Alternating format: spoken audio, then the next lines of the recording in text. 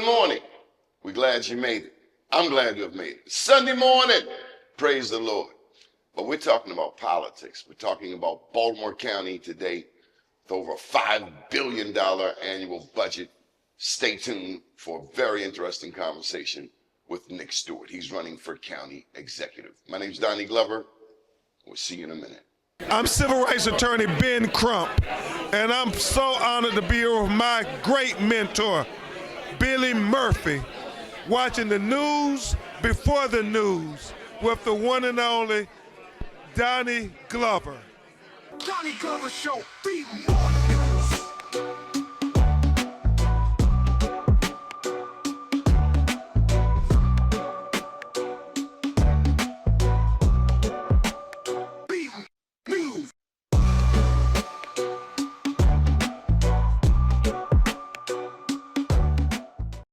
All right, here's a confession. You know that I grew up on North Avenue, East and West. But what you didn't know is that on the weekends, I would escape to Randallstown, just around Scotch Branch Elementary School. Get away from the inner city. Plus, they had cable out there. This is early 80s. But since then, I've certainly fallen in love with Baltimore County. All of my family lives there.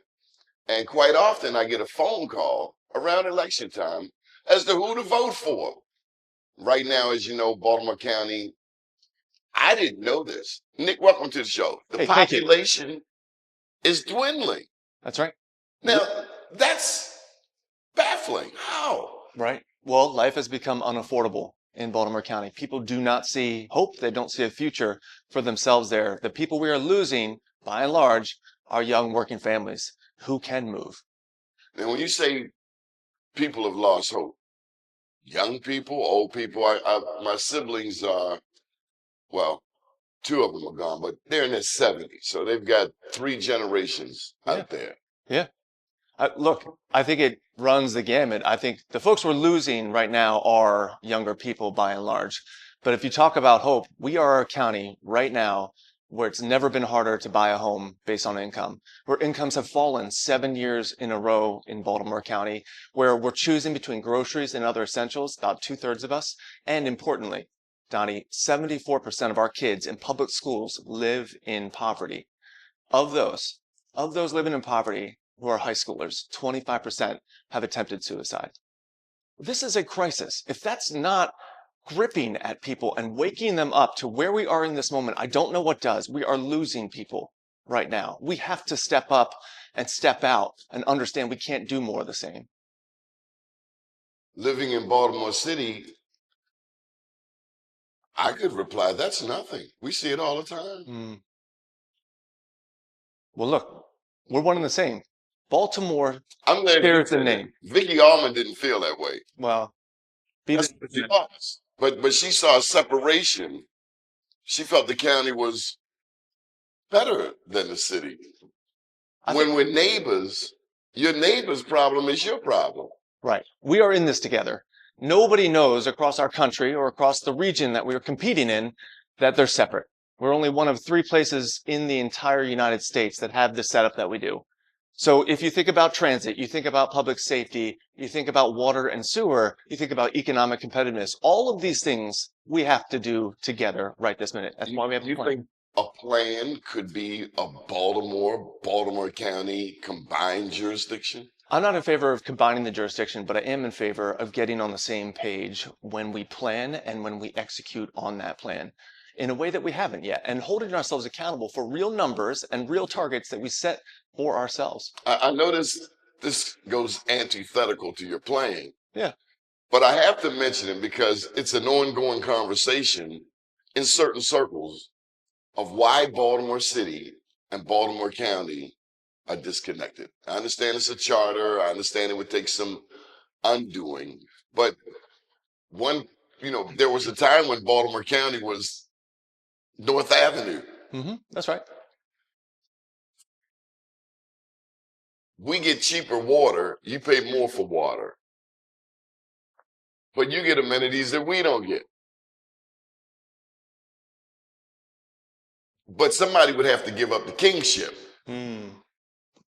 And therein lies the challenge. But if we did combine, Greater Baltimore would be bigger than Montgomery and Prince George's County, and we could get back to running things. That's right. We have enormous promise and potential in the partnership. We really do.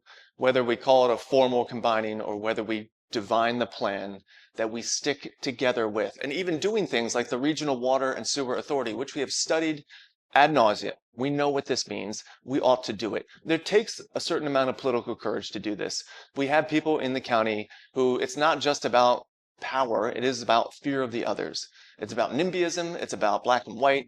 There is a sense that we don't want, we're Jewish. And Jewish. Let me tell you something. It was the Bartenfelder campaign that I first experienced. Now, mind you, urbanite kid, urban Baltimore City. I had never heard white people talking about Jewish people. And in that race, I never heard such vitriol. I mean, it's been said, and I don't know if they're going to like it, but it's the truth, that some people hate Jewish people more than they hate black people in Baltimore County. And so when you look at the history, you have a burgeoning African-American population. You have a pretty strong Jewish community, Northwest For sure. Baltimore County or Green Spring Valley. But then there's the other side of the county, the far east side, Sparrows Point, That's right. Turner Station.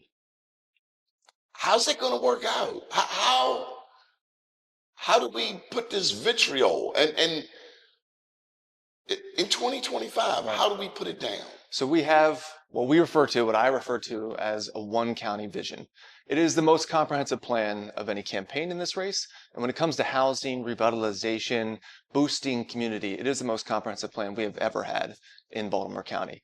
The idea that we need to get at finally is that it's not us versus them. It's not East Side versus West Side or North County versus Towson. It is one county that we are a part of, and we have to start seeing and thinking that way. And that's not just a kumbaya moment. That is because our competitive future depends on it. We are growing at 0.6% economic growth. We are losing population, first time in 100 years. This is our moment to reverse course and say we are in this together. Our assets have to be leveraged together. It can't take 90 minutes to go from Rosedale to Trade Point Atlantic using public transit because we're so scared about connecting our communities to one another. Drive north and 83, pal, when you're trying to get to the expressway just to get home, and a major thoroughfare like North Avenue has one lane of traffic. Yeah. Talk about baffling. Right. We are doing this to ourselves is the point. We have an opportunity to find our way out of that. We have to plan for it. We have to strategically mind the ideas that exist, but we have it in our people.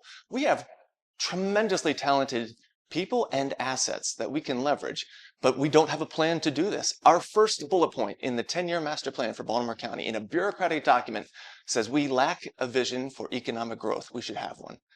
You don't typically hear that or see that in a bureaucratic document. That's where we are as a county. We're listless.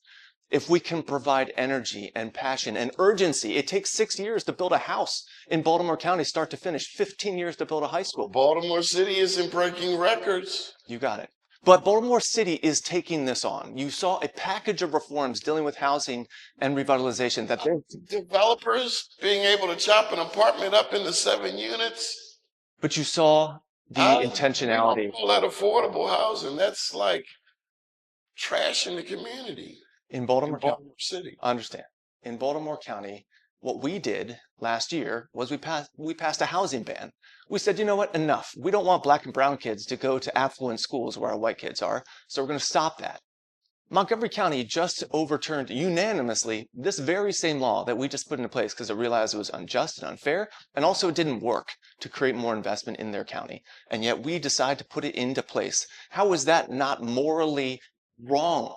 How is that not the thing we are talking about most, is how to build a more inclusive and affordable and modern county? We're going the wrong direction right now. Why'd you get in this race? Because we're here. We're at the inflection point. And so I have been working 4 years on the very issues that have formed the basis of this crisis, starting my own housing advocacy group, serving as vice chair of the school board, was on the workforce development board for 8 years. I've been doing this work. And we have an opportunity now to reverse course. Instead of more of the same, choosing affordability, inclusion, modernity, having an opportunity to build a plan and turn this moment of crisis, which we're in, into a movement for change. That's how change is delivered. Favorite restaurant, Baltimore County? Oh, it's got to be the Beaumont. Beaumont? Yeah. You ever been to Moe's? I've been to Moe's. Linwood's? I've been to Linwood's. We can give Linwood's a... We can give Linwood's a little love. Said it, not me, pal. I want my free appetizer. Towson. Not everybody gets to make it to the county seat. How will you make Towson more attractive? And God help you with the young people and the parties that have evolved. We got to give them somewhere to go, but let's get to Towson, the county seat. People from the east side, from the west side, unless they're going to Towson Town Mall, Yeah. you're geographically challenged. We're going to answer that on the other side. All right. You're watching the Donnie Glover Show. Stay tuned.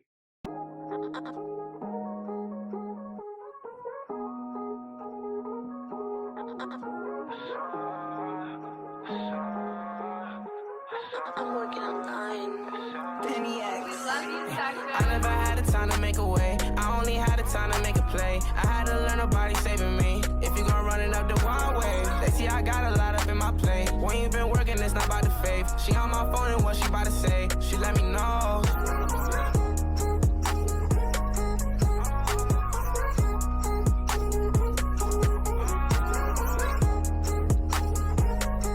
Donnie Glover Show, BMORENews.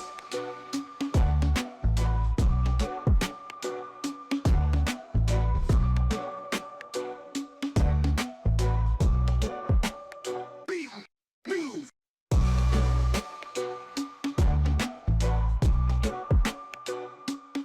I'd like to welcome you back to the Donnie Glover Show. We're talking with Nick Stewart, and he's running for county executive in Baltimore County. So you want to take a stab at that? There's a huge conversation to have around Towson. But you know what? We've been having this conversation for more than several decades. Under the Jim Smith administration, they put together a walkability plan to bring vibrancy back to Towson. We just brushed it aside. Too hard. It'll take too long. We're not going to do it. We're going to fall victim to the people who don't want change and are unwilling to go along with it. That won't do it anymore. We've reached a point where we can overcome the fear of change because the fear of doing nothing has real consequences. Losing people, losing investment. So for downtown Towson, for thinking about Towson, it has such incredible potential with respect to the university. In Atlanta, what they did with Georgia Tech is they formed partnerships and they called them innovation districts. They built a healthcare one, they built a tech one, they built an arts and culture one. And they used, it wasn't a college town that they were building, it was an innovation district built on this idea that we want our students to have places to graduate into, not just out of school, but build lives into their cities. And look, Baltimore County has no towns, no cities, no municipalities. But if there is a civic heart, a educational heart, a government heart to Baltimore County, it is Towson. And so we have to drive a renewed and reimagined conversation with what Towson should be, including reimagining what the mall should be. Think about the promise of doing a mixed-use environment. We have an open-air music venue. You have retail, your coffee shops, your bookstores. You have opportunity to have commercial and tech all right there, all in one. This is what we're promising, is a renewal of downtown Towson, because we know and we're tired of seeing it slip away and hollowing out. Even the big franchises that come in can't survive. There's something fundamentally wrong there. You know, you mentioned your work, your advocacy around housing. Would I buy a house where there's no supermarket? No. Nope. 3 supermarkets have been snatched off of Liberty Road. Food Line, I think 2 Giants. And I say that because, and this is a larger problem, talking about Baltimore County, Baltimore City.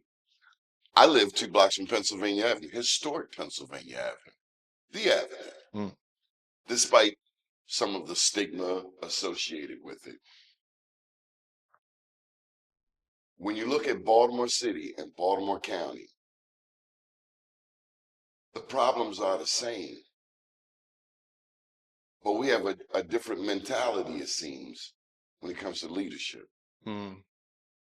how do we bring them into the 21st century intelligently? Well, I think there's a lot going on there, but let's use the example of Randallstown to talk about that. Because in 45 years, we put together 4 revitalization plans for Randallstown, for Liberty Road specifically. We have made almost no progress underneath them. They're going to widen the road or something? No, but about building community on Liberty Road instead of just low density sprawl with another fast food joint, another liquor store, another long-term storage place, another Royal Farms. They don't have that on Ricestown Road. No, I'm talking Liberty Road. Yeah. Yeah. They don't. Right. It's like, why? Right. Why are the food markets gone? We don't have markets on Pennsylvania Avenue. And the argument is, okay, black people won't support these big box stores. They're saying the same thing out Liberty Road. And if it weren't for Liberty Road, that's a heavy part of your tax base. Absolutely it is. One of the most affluent it's black racist. communities. Absolutely it is. Come on, we know that. We are direct. These people tell me, oh, black people don't have. We could use a Star. I stopped drinking coffee. I missed my Starbucks, but we would support a Starbucks on North Avenue. Yeah. Here's Who says we wouldn't? Shame on those people. the biggest. Drive all the way across to 29th Street, 1-lane traffic, speed cameras. I'm so sorry. Look, when it comes to the future of Liberty Road, I'm willing to bet my whole administration on being able to deliver revitalization and a town center on Liberty Road. Town center? A town center on Liberty Road where people don't have to speak. He said a town center. Right there, 8212, right where the Sonic is, there's going to be a new community center. You have a new Scotts Branch Elementary, Northwest Hospitals across the street. But it takes more than just government buildings. We're going to have to build a healthcare ecosystem with all the vendors and suppliers and research and innovation. Northwest's reputation is not booming through the roof. Well, I mean, look at what they're surrounded by. We need the right ecosystem to support them too. But we also need the environment. People want to go have experiences on Liberty Road. They don't want to go out of county or have to go up to Owings Mills or Hunt Valley. They want to be able to do it in their own neighborhood. And there's no reason they shouldn't be able to, except institutional bias and racism has had its effect to direct the investment elsewhere. We've got to plan, and then we've got to execute close to that plan. Grocers don't want to come to places where they're on an island by themselves. They want to be part of a larger vision. We are promising that vision. We will bring grocery stores that are high quality to Liberty Road, but that's not what we're focused on alone. We're about revitalizing and enhancing the underlying integrity and culture and community that exists there. So these other two guys, we got a few minutes. Julian and Izzy, you think you bring more to the table than these guys? I'm just different than them. I really am. I'm not someone who believes more of the same is going to cut it. I don't agree that government is working right now for the people who need it most. For both of them, they really don't and haven't proposed a plan of what they're going to do. It's fine that they've been in office. It's like they're both waiting for January. And look, maybe so, but I mean, maybe they have something special coming in a month or two. Maybe, but Baltimore County is done waiting. I'm telling you that. It's time to move. We got to touch education. Yes. 3 minutes or so. What in the world is going on in Baltimore County? They hire a black guy to run the school, a black lady. And as soon as the black person gets in there, then here comes the whole advisory crew, and then they get chased out. It's like, it's like a schizo mentality. I'll go on record here. I'm going to you to fire you. I don't get that. Why waste your time? Why waste your time? And if you're not going to lead the 25th largest school system in the country with consistency, then you're going to fail. And that is a big part of the story here. But a big part of the story as well is the fact that the community itself, or at least the county, has not delivered the basic needs for the community in order to ensure academic performance is where it should be. This is why when I was on the school board, and this is where most of our money goes in our budget, more than 50% of every dollar is going to our schools. So this is what I deal with. And I am the only person who has served within the school system. I think this is a huge advantage for us as a campaign to deliver on the promise of a safe an excellent education for every child in this county.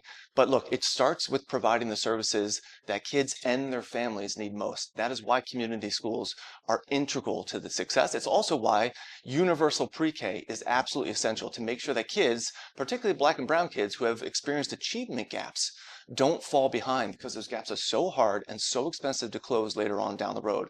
And finally, getting teachers involved in the policy making and bringing them around the table. We're going to institute something called School Stat to ensure that the data is transparent and that they're at the table making those decisions so they don't get their contracts cut in year 2 of a 3-year contract.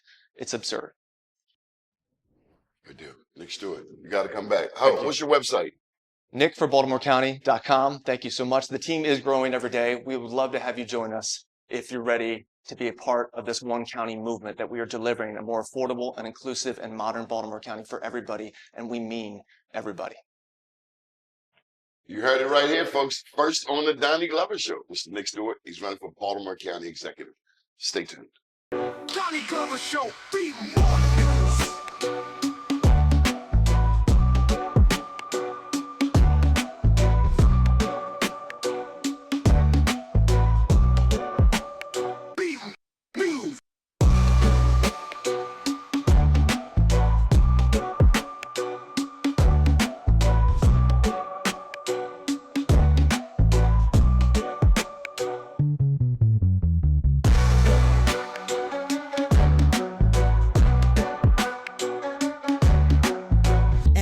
Bank, we're personally invested in every community we serve.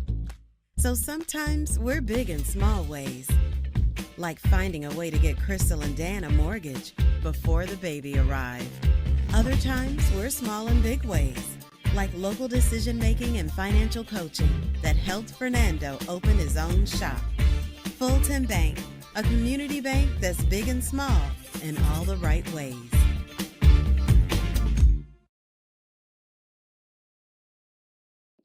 I'd like to welcome you back to the show. Years ago, my Grandma Flossie, I had 2 of them, Grandma Mary, Grandma Flossie. Grandma Flossie said, Donnie boy, your manners will take you far. So as we're winding down this year, we've done so many different stories. I wanted to take a moment to thank Frank Johnson and Ronnie Griffin, who is not here. But Frank, thank you for all of your help over this past year. Thank you for what we've accomplished. Why don't you tell them what we've done? Well, thank you for, first of all, putting up with me. You know, we in friendships, the one thing I realize is there are ups and downs and we go through things. I appreciate you and I thank God, I truly do, for your friendship. I thank you for keeping me grounded. I thank you for just, when I'm out of line, bringing me back into place. And sometimes we need friends to do that, no matter how harshly or how kindly you put it. And I want to say I appreciate that. I appreciate your friendship. Well, I appreciate your mama's macaroni and cheese string beans on Thanksgiving, although I haven't gotten a plate in a couple of years. But I'm not holding that against you, Miss Juanita. If only you can convince her to get back in the kitchen, because lately she's not, you know, our moms are getting older and, you know, Ma, please get back in the kitchen. Just the mac and cheese. Just the mac and cheese. And that stuffed chicken with any instance, we'll talk about that later. But so it's been amazing, Donnie. I remember 2 years ago you called me and you said, Frank, I have a friend on the phone that I want to talk to you about. So we wanted to have a conversation with you. And you brought together this is unselfishness, right? You brought together not only you could have just focused on yourself, but you said, we want to do these shows and put up and get back to TV. I want to get back to what we've been doing already, because obviously me and you were doing them before. And you brought in Mark Clark and Rondi to executive produce, and you put together this power. Actually, Rondi brought Mark Okay, Clark. well, you put together this power team. You brought it together. We did. We brought it together, but We. Okay. Any instance, it came together, and in that 2 years, I think we've maintained our space on Nobody's covered what we've covered. No one has. Here. I'm sorry. You know me. I'm trying to be a little modest. Oh, I don't want to be arrogant. I learned from Pete O'Neill. Modesty will get you nothing. We covered the DMV. I'm just blessed to just be able to help produce and bring together the creativity of. I just hope to get better. Next year, my resolution is to get better in creating the image that you want to see, including an all-new set and, you know. Please put a plug in for Paris. Yeah, my incredible wife. Oh my gosh. So I just have to say, sweetheart, thank you for putting up with me for the past 2 years, because she know I really been grinding it, running around. She often asks me, why are you running around by yourself doing all of this when there's so many people that would love to be a part of what you do? And shout out to Eli and Saran and Tell them about Rondi. ooh. I call Rondi very strategic in what he does. I call him slightly political in what he does. And I think the stories we cover and the conversations we have truly, truly, truly help be a voice for our community as well as other communities. Well, I went back to school. I just completed my first semester at College Park, Yeah. Doctor of Business I'm proud of you. So Administration. proud about that. We produced this book I'm this sorry, year. can I ask a question? So is the Dr. Glover coming soon? When I finish. Okay. But you won't have to. I won't switch up on you. That's Dr. Glover. All new people, yeah, you will be meeting Dr. Glover. So Black Blueprint, Baltimore to Burkina Faso, available on Barnes & Noble and Amazon, and also I Am Black Wall Street. Many thanks to the Dunbar class of basketball team, national championship team of 1973 for coming out. We will be honoring Ernie Graham on January 3rd, Ernie Graham and Company. So we will have, he is the only poet who won a championship for the Lakers at Lake Clifton. So wow, we expect to have some people from Lake and from Dunbar. So on that note, may the good Lord bless each and every one of you. May you get your dreams, your plans together. You can have all of the dreams you want, but until you put a date on it, it's not a plan. So put a date, a deadline that you got to get this stuff done. No more procrastinating. The new year's coming, and we got to be ready. My name is Donnie Glover, and you're watching the Donnie Glover Show. Do check out BMORENews.com, the news before the news, where we uncover the truth.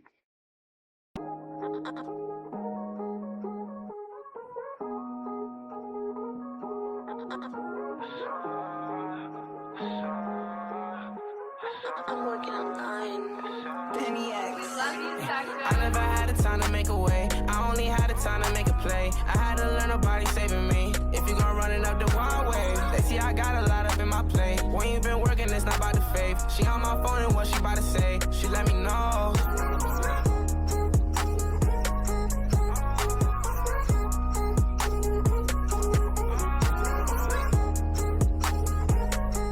Donnie Glover Show, BMORENews.